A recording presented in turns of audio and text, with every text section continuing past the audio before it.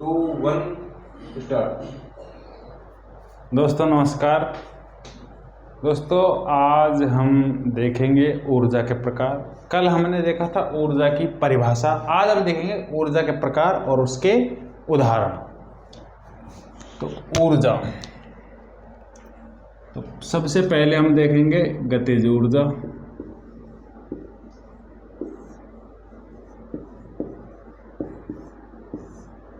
उसके बाद में देखेंगे हम स्थितिज ऊर्जा। उसके बाद में हम देखेंगे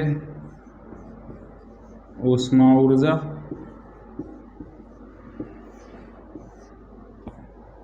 उसके बाद में हम देखेंगे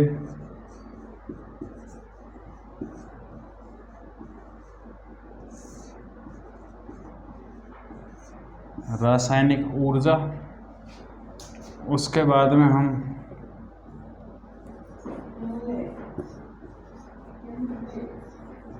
नाभिकीय ऊर्जा। उसके बाद में देखेंगे हम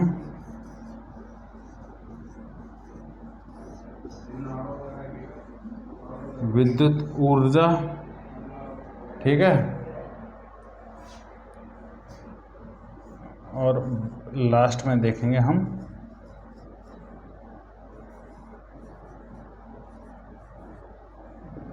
गुरुत्वाकर्षण।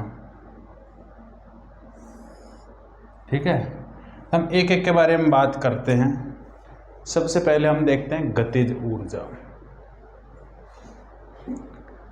गतिज ऊर्जा, गतिज ऊर्जा क्या होती है और ये कब उत्पन्न होती है?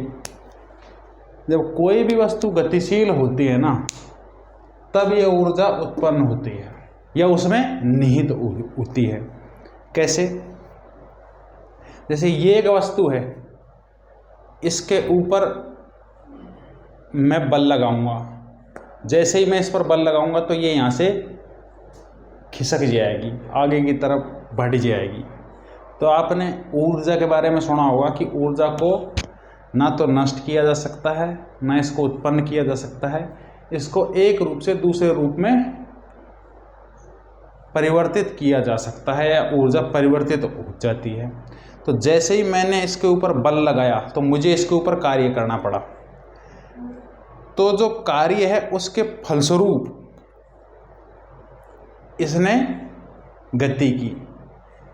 तो ये अब किस में परिवर्तित हो गया? गतिज ऊर्जा में परिवर्तित हो गया।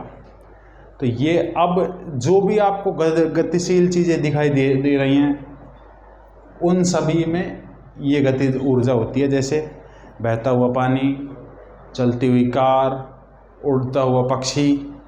तो ये सभी जैसे बहता पानी,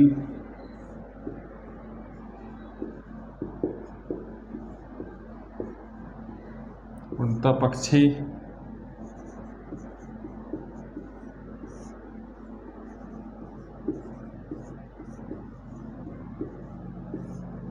चलती हुई कार, ये सब किसके उदाहरण हैं? गतिज ऊर्जा के उदाहरण हैं। ठीक है। दूसरा आता है स्थितिज ऊर्जा। स्थितिज ऊर्जा का मतलब क्या है? स्थितिज ऊर्जा का मतलब यह है कि किसी वस्तु की स्थिति के कारण, किसी वस्तु की स्थिति के कारण उसमें ये ऊर्जा उत्पन्न होती है, ये ऊर्जा उसमें निहित होती है। अब स्थिति का मतलब क्या? इसमें एक बात होती है कि ये है जो भविष्य में होने वाली क्रिया को प्रदर्शित करेगा। जैसे कोई भी चीज ऊंचाई पर रखी हुई है, जैसे ये है, इस पेन को ऊंचाई पर रखा हुआ है मैंने, है ना। तो अब जैसे ही मैंने इसको ऊंचाई पर रखा तो मैंने इसके ऊपर कार्य किया। भाई मैं इसको ऊंचाई तक लेकर आया। तो मैं जैसे ही इसको ऊंचाई तक लेकर आया तो इसमें ऊर्जा है जो स्थितिज ऊर्जा के रूप में संचित हो गई। ठीक है। अब जैसे ही मैं इस हाथ को हटाऊंगा तो ये पेन नीचे की तरफ आ जाएगा। वो क्यों आ जाएगा? क्योंकि इसमें मैंने जब इसको ऊपर लाने में मैंने ये काम किया था तो इसमें ये स्थितिज ऊर्जा के रूप में संचित हो गई थी। इसके एग्जाम्पल कौन कौन से हैं स्थितिज ऊर्जा के? एक बहुत फेमस एग्जाम्पल है चाबी वाली घड़ी। देखिए आपने चाबी वाली घड़ी, है ना? तो उसमें क्या करते हैं, उसमें चाबी भरते हैं। चाबी जैसे ही भरेंगे तो उसमें ऊर्जा है जो स्थितिज ऊर्जा के रूप में संचित हो जाएगी और फिर उसके बाद में वो चलती रहेगी। ठीक है, तो ये एग्जाम्पल इसका बहुत फेमस है, तो आप ये एग्जाम्पल ज़रूर ध्यान रखें। इसके अलावा नेक्स्ट आती है ऊष्मा ऊर्जा। ऊष्मा ऊर्जा क्या होती है? जब किसी भी वस्तु को गर्म किया जाता है या कोई भी वस्तु जब गर्म होती है तो उसके फलस्वरूप उसमें ऊष्मा उत्पन्न होती है। अब ये ऊष्मा उत्पन्न जब गर्म करते हैं तो क्या होता है, जब जैसे ही गर्म करते हैं तो उसके अणुओं की गति बढ़ जाती है, जिसके फलस्वरूप ये ऊष्मा ऊर्जा उत्पन्न होती है। अब ऊष्मा ऊर्जा के कौन कौन से एग्जाम्पल? ऊष्मा ऊर्जा के बहुत सारे एग्जाम्पल है, जैसे आग का जलना। किसका जलना? आग का जलना। अब ये किसका एग्जाम्पल है? आग जैसे ही जलती है तो ये यहाँ पर रासायनिक ऊर्जा से ऊष्मा ऊर्जा प्राप्त होती है। कौन सी ऊर्जा से? रासायनिक ऊर्जा से ऊष्मा ऊर्जा प्राप्त होती है। तो ये एग्जाम्पल भी किसी एग्जाम में पूछा गया है, ये भी एग्जाम में पूछा गया है। उड़ता हुआ पक्षी और बहता हुआ पानी, ये भी एग्जाम में पूछे गए हैं। ठीक है, उसके बाद में रासायनिक ऊर्जा। रासायनिक ऊर्जा कौन सी होती है? रासायनिक क्रिया, जब कोई भी रासायनिक क्रिया घटित होती है तो उसके फलस्वरूप ऊर्जा उत्पन्न होती है, तो उसे हम रासायनिक ऊर्जा कहते हैं। जैसे लकड़ी का जलना या कोयले का जलना, ये रासायनिक ऊर्जा का एग्जाम्पल है। यहाँ से रासायनिक ऊर्जा प्राप्त होती है। अब ये रासायनिक ऊर्जा का भी एग्जाम्पल हो जाएगा और ये ऊष्मा ऊर्जा का भी एग्जाम्पल हो जाएगा। ठीक है, मोमबत्ती का जलना, ये भी एक रासायनिक ऊर्जा का एग्जाम्पल हो जाएगा।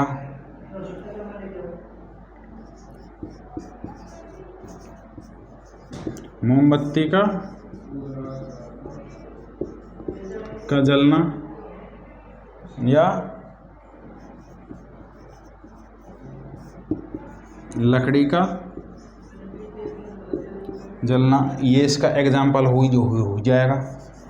नाभिकीय ऊर्जा। नाभिकीय ऊर्जा क्या होती है? आपने ये सुना होगा, नाभिकीय विखंडन और नाभिकीय संलयन, दो प्रकार की अभिक्रियाएं होती हैं।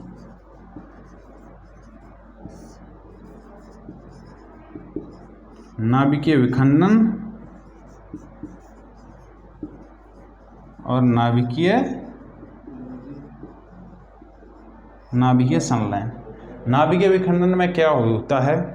नाभिकीय विखंडन में यूरेनियम 235 होता है, उसका ब्रेक होता है। और नाभिकीय संलयन में क्या होता है? छोटे नाभिक मिल करके एक बड़े नाभिक का निर्माण करते हैं, दोनों में ही ऊर्जा का उत्सर्जन होता है। तो ये नाभिकीय ऊर्जा का एग्जाम्पल है और इनसे क्या होता है? विद्युत बनाने में इसका इस्तेमाल किया जाता है ना?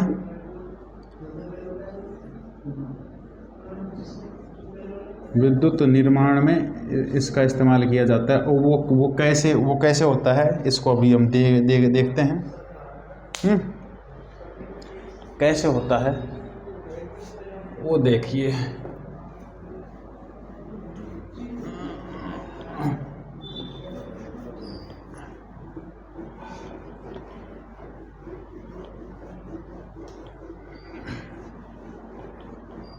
वो किस तरीके से होता है वो भी आप देखिए।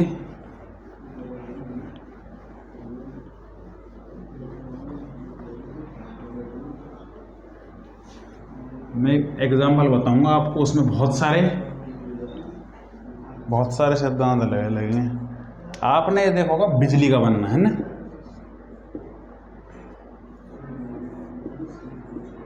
बिजली का बनना, है ना। तो बिजली में क्या क्या क्या क्या क्या होता है, आपने ये एक तो ये सुना होगा थर्मल पावर,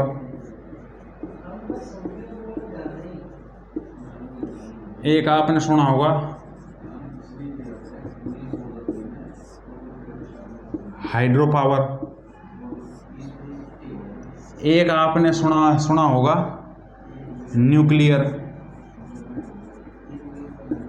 न्यूक्लियर पावर, है ना। ये सभी होते हैं ना, इन सब में एक कॉमन चीज होती है। क्या होता है, पानी उगता है, ठीक है, ये पानी है, ठीक है,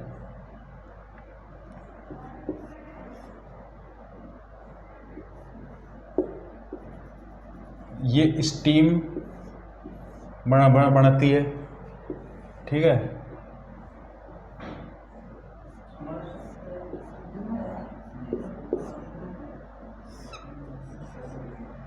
और इसके ज़रिए इसको घुमाया जाता है, और इसमें यहाँ पर डायनामो लगा होता है जनरेटर, और ये इलेक्ट्रिक बन जाती है।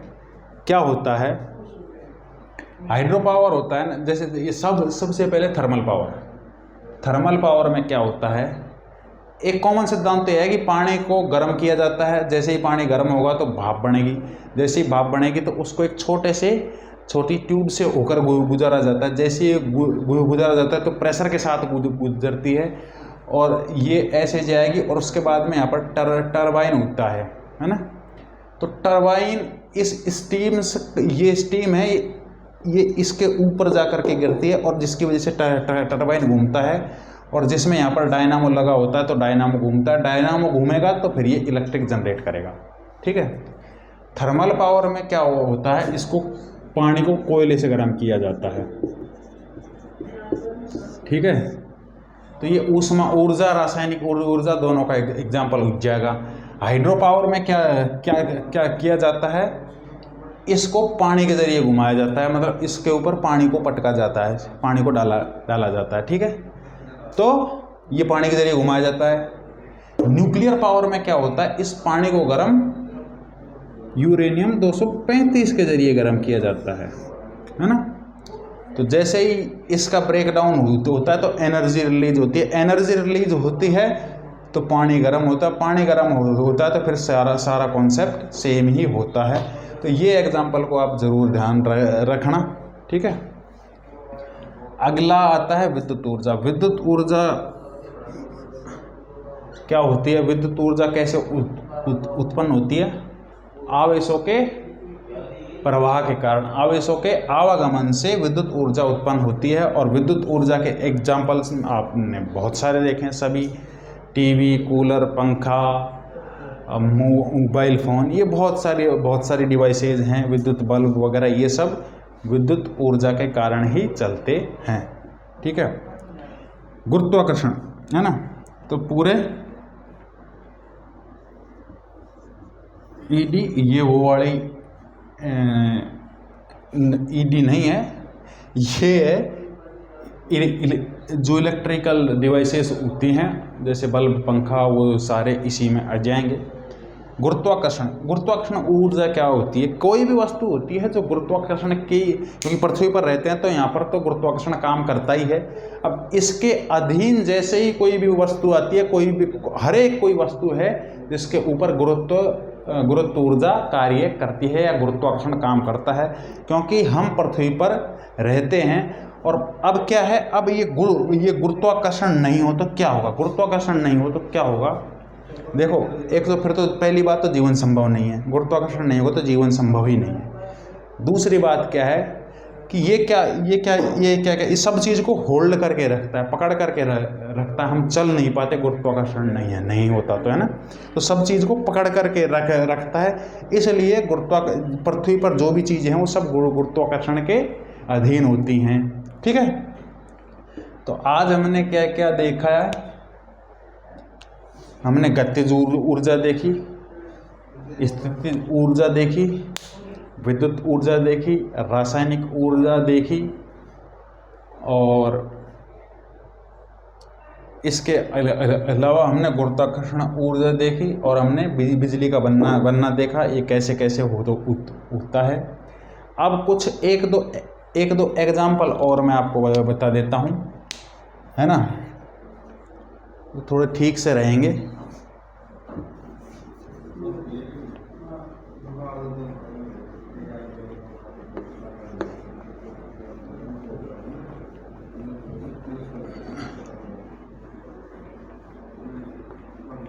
जहाँ से कई बार सवाल बन जाता है।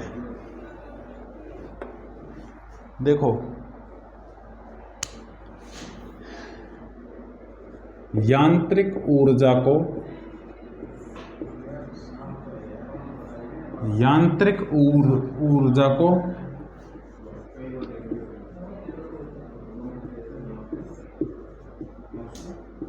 विद्युत ऊर्जा में जो परिवर्तन करता है उसे जनित्र कहते हैं। ठीक है, और विद्युत ऊर्जा को जो यांत्रिक ऊर्जा में परिवर्तित करता है उसे मोटर कहते हैं। ठीक है, ऊष्मा ऊर्जा को, है ना, ऊष्मा ऊर्जा को यांत्रिक ऊर्जा में बदलता है, यांत्रिक ऊर्जा में बदलता, उसे इंजन कहते हैं। ऊष्मा ऊर्जा के बारे में एक बात ध्यान रखना, ये जब दो सतह आपस में टकराती है ना, घर्षण करती हैं, उसके फलस्वरूप भी ऊष्मा उत्पन्न होती है। जैसे आपने एक शो देखा होगा, मैन वर्सेस वाइल्ड, जिसमें बेयर गिल नाम का एक ब्रिटिश है, वो एक डिस्कवरी चैनल पर आता है। तो बेयर गिल है जो प्राचीन काल में जो लोग किस तरीके से आग जलाते थे उसके बारे में बताता है। तो वो आपने देखा होगा, दो लकड़ियों को आपस में ऐसे करके दोनों को रगड़ करके आग उत्पन्न करके ये बताता है। तो वो ऊष्मा ऊर्जा का ही एग्जाम्पल है। ठीक है,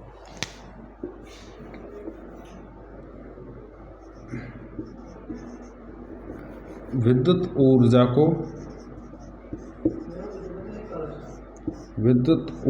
को प्रकाशीय ऊर्जा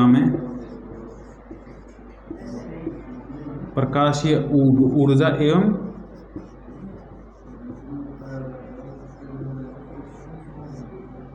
ऊष्मा ऊर्जा में जो बदलता है वो क्या क्या होता है?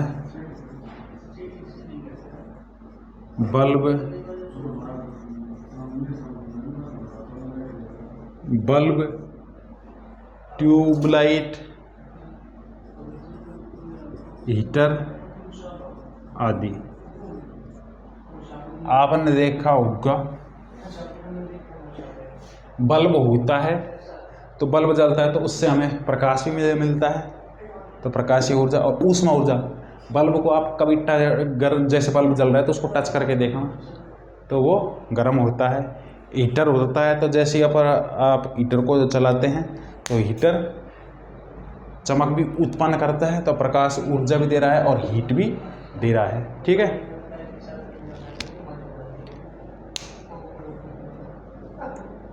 इसके अलावा मोमबत्ती है रासायनिक ऊर्जा को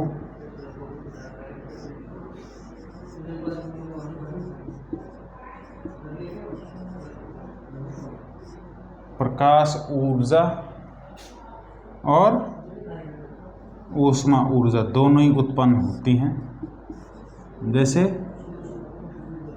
किसी चीज़ का जलना।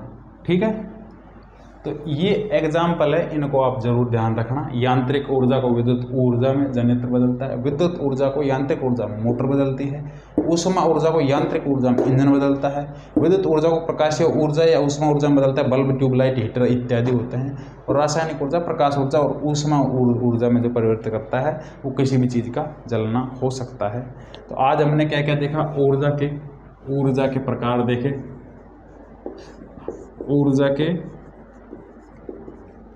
ऊर्जा के प्रकार देखे। दूसरा, बिजली किस तरीके से बनती है ये भी देखा, बिजली का निर्माण भी देखा, हाँ? और कुछ उदाहरण देखे। ठीक है, तो आपको जो मैंने ये आपको बताया, यहाँ से अधिकांश जो सवाल पूछता है ऊर्जा के पूछता है वो यहाँ से कवर हो जाते हैं। ज़्यादातर जो सवाल पूछता है वो एग्जाम्पल से पूछता है। जो मैंने आपको जितने एग्जाम्पल बताए हैं वो ज़्यादातर वही एग्जाम्पल है जहाँ से सवाल पूछे जाते हैं। तो आई होप आपको काफ़ी कुछ जानने को मिला होगा। यदि आपको ये हमारा वीडियो पसंद आया है तो इसे लाइक करें, यदि कोई क्वेरी है आपकी तो कमेंट करें। Stay tuned, see you tomorrow.